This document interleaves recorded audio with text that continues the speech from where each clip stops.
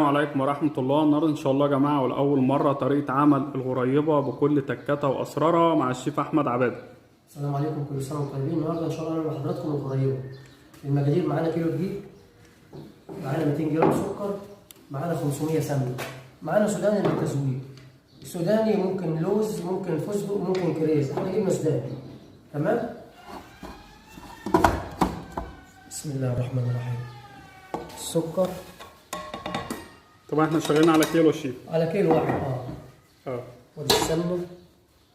تمام؟ ده كيلو دقيق. كيلو دقيق، نص سمنة، 200 سكر.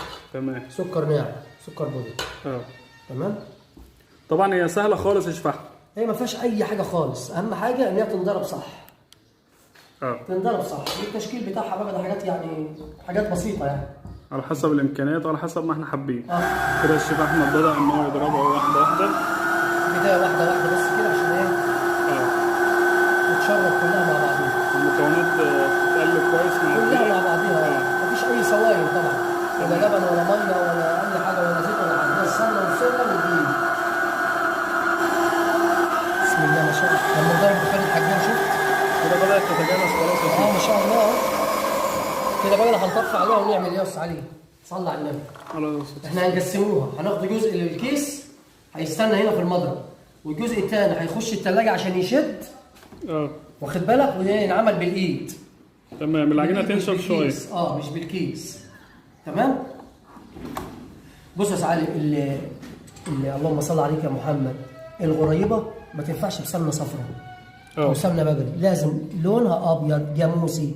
وما تنفعش بزبده فلاحي، لازم سمنه، يا سمنه فلاحي يا اما سمنه هي عاديه من اللي هي في السوق دي. ليه بقى؟ الزبده الفلاحي فيها نسبه رطوبه، فيها نسبه سوائل عاليه.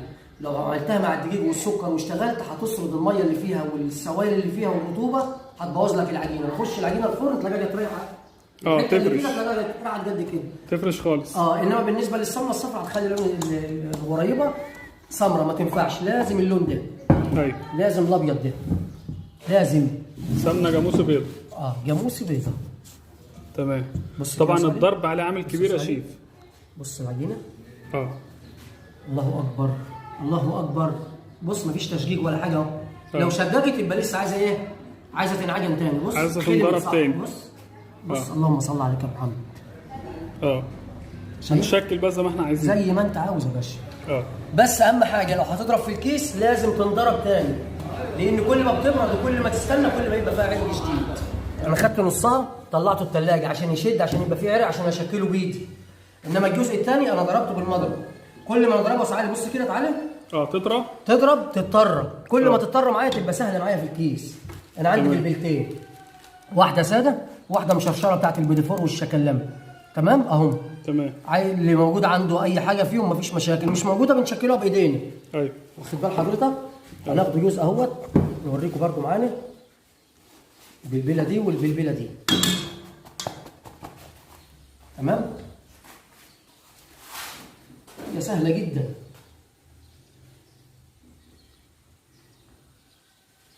بس ايه بقى؟ هنخليها في المضرب بس عالي عشان تنضرب، عشان ما تنشفش، لان هي كل ما تستنى بره كل ما هتشد، وكل ما تشد معايا كل ما تنشف تعمل معايا عرق وما تنزلش ايه في الكيس معايا. تمام؟ تمام.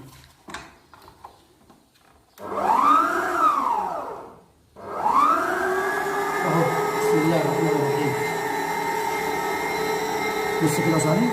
اهو. زي البيديفور بالظبط اهو. طبعا كل ما تبرد معايا من الضرب كل ما بتشد. وطبعا هي الغريبه صحيح الحته هي حاجه صغيره كده، حاجه بسيطه. سبيشال كده، حاجه حلوه صغيره كده. واخد بالك؟ ومقدرها سهله جدا نشوفه بسيطه يعني. اهم حاجه تنضرب صح وخدمت صح تطلع معاك صح. طبعا ما دهناش الصاج حاجه ولا حاجه خالص، ولا حاجه خالص. شايفين كده الغريبه ايه ما شاء الله. شايف؟ هتفرش شويه يا شيف؟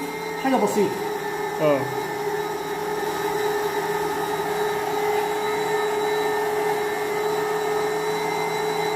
طبعا اللي هي المشرشره دي مش هتبقى واخده حشو، مش هتاخد. عادي. انت ممكن بص يا سعيد، الحشو عامه ممكن حبايه كريز.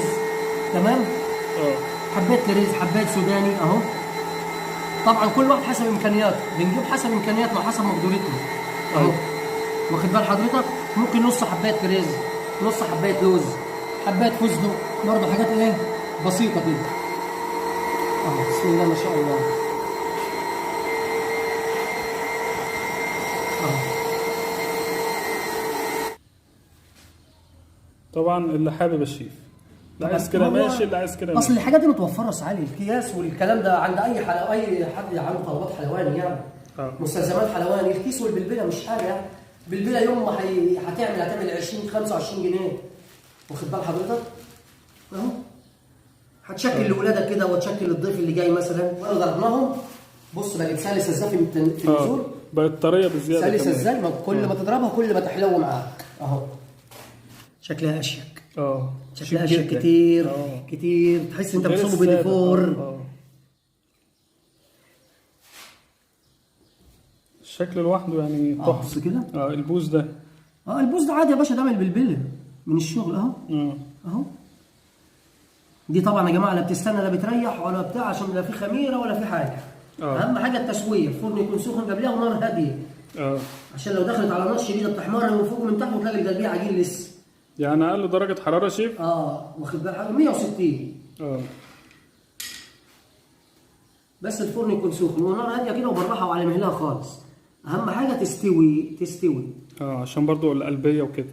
طبعا ما ممكن. بص على اي عجين بيخش الفرن لازم نار تكون، يعني مثلا في حاجات بتستوي على 200، حاجات تستوي على 160 180. لازم تستوي صح، عشان ممكن النار تضحك عليك تخلي العجين بتاعك يحمر من فوق ومن تحت، ومن القلبيه عجين زي ما هو. واخد بال حضرتك؟ فانت لازم تاخد بالك من حاجات زي دي. ودايما الصاج لازم في التسويه بتاعت الفرن فيها قلبيه وفي ارضيه وفي وش. بالنسبه للفرن الاسكندراني اللي هو زي اللي احنا بنشتغل عليه ده في الافراح وفي شغلنا ده. واخد بال حضرتك؟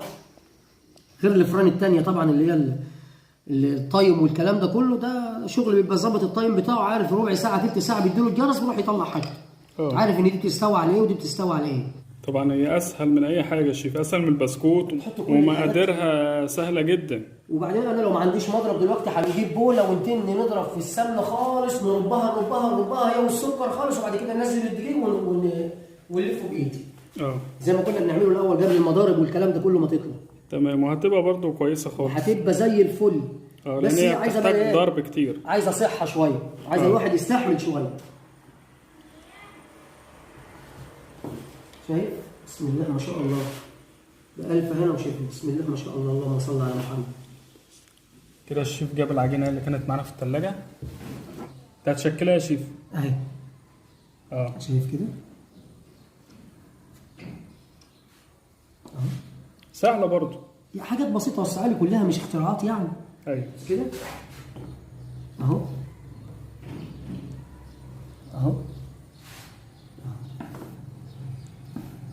بص العجينه السكينه بتجري فيها. بص زي السكينه في الحلاوه زي ما بقول. بص بسم الله ما شاء الله. اللهم صل على طبعا كشكل كده ما شاء الله ما شاء الله. شايف؟ بص لا حاجه بتلزق ولا حاجه بتاع. بص الله اكبر.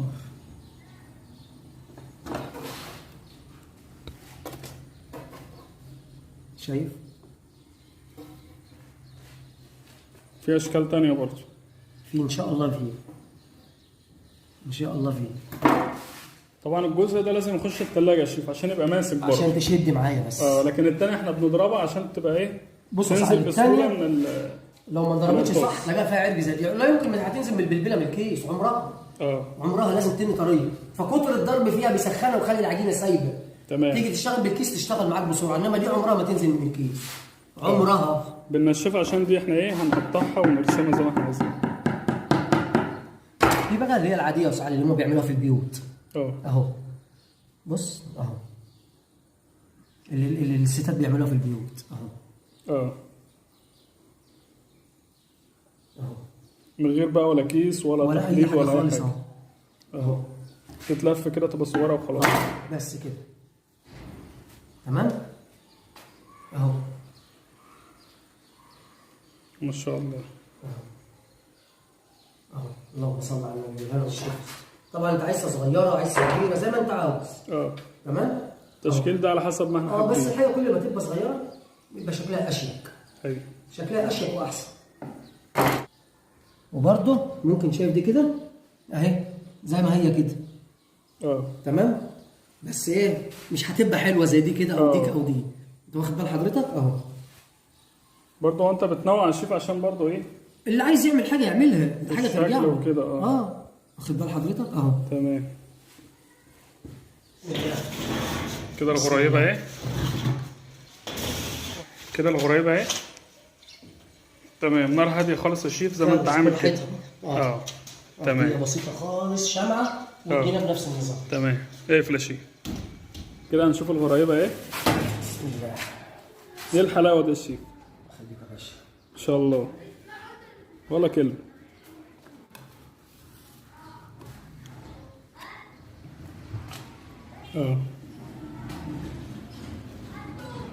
بص هي ما تنفعش تحمر يا شيف، هي لازم تبقى بيضه كده. لو احمرت هتنشف. ايوه تنشف وتعضم. تنشف وتعضم. لازم تبقى كده لونها كده. بس سخنه طبعا، سخنه مولعه. تمام. سيبها ترد في السمنه. طبعا هي بتبقى ناعمه دايبه يا شيف. هي الغريبه ناعمه دايبه. دقيق بسمنه اللهم صل على النبي بسكر. ايوه دقيق بسمنه بسكر يعني دايبه دوب يعني. وكده ان شاء الله وصلنا لنهايه الفيديو. كان معانا طريقه عمل الغريبه مع الشيف احمد عباده. متنسوش بقى اللايك والاشتراك، وانتظرونا ان شاء الله فيديوهات جايه كتير. والسلام عليكم ورحمه الله وبركاته. لا يا شيخ كل سنه وانت طيب.